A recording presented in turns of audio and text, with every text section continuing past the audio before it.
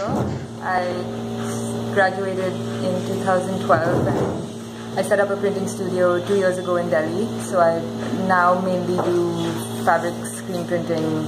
I have one 8-meter table and I make mostly garments, but I do a lot of commissions for wall hangings or basically whatever comes my way, which is why I set up my own studio so that I don't get stuck on anything.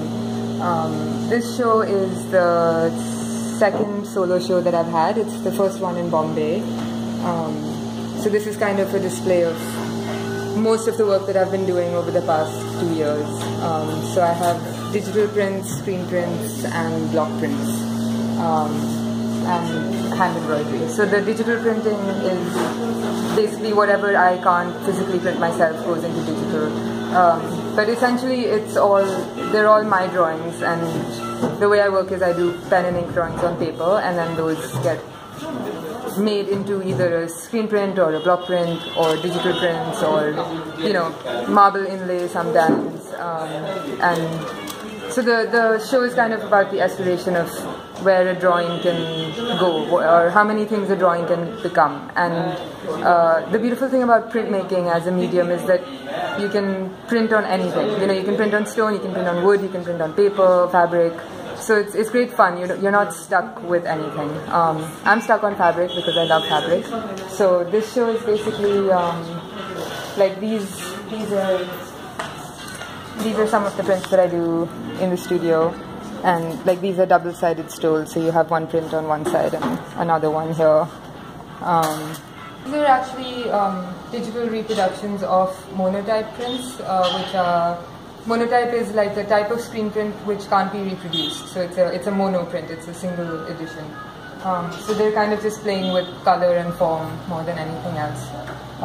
So they're just, the original size of the print was this size. And these are 2 blow-ups of the same thing. I wanted to represent, because my training is actually all on paper originally. So this is kind of just to show where the starting point was in college.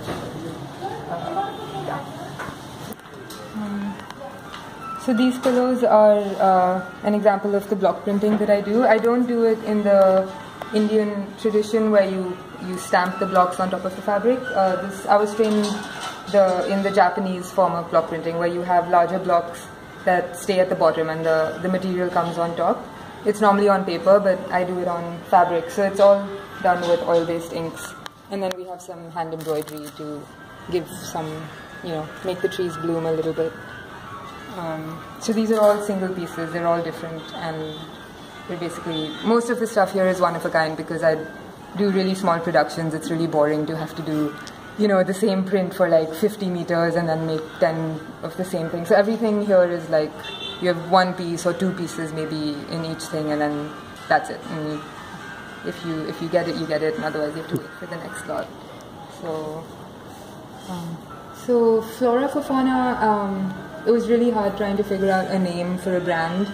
And Flora For Fauna actually was a name of a print that I did at an apprenticeship in Philadelphia.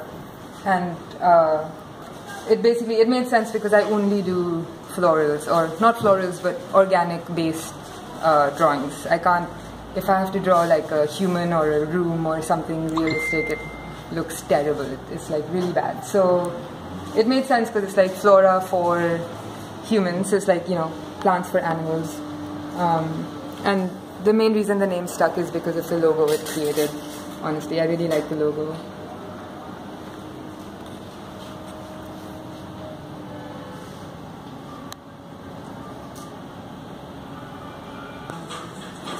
So all my drawings are line drawings. They're all very fine, and that's one of the reasons I do all the printing myself, is because most production houses that do mass printing always say that we can't do this on fabric. It's too fine. It won't happen. It won't expose. So it's kind of like a self-accomplishment when I'm like, okay, well, I can expose it, so I will print it myself. And the fabrics I use are all organic. Well, not organic, but they're all natural fibers. I don't use synthetic fibers, and I normally have to print on smooth, fine fabrics to get this kind of line, because it doesn't show on more textured fabrics, it becomes difficult to show the details. But most of the fabrics I use are basically cotton, linen, or silk. And I try as hard as I can to find hand-spun materials and like ahimsa silks, and which is why my price range ends up being a bit expensive, because all the fabrics are sourced from places that aren't necessarily cheap vendors. But yeah, I basically buy fabric because I fall in love with it. So it's not a very business-like approach to things. It's just like, oh my god, this silk, I have to buy this silk. So the fabrics are all more of a collection, and then I print little bits of it.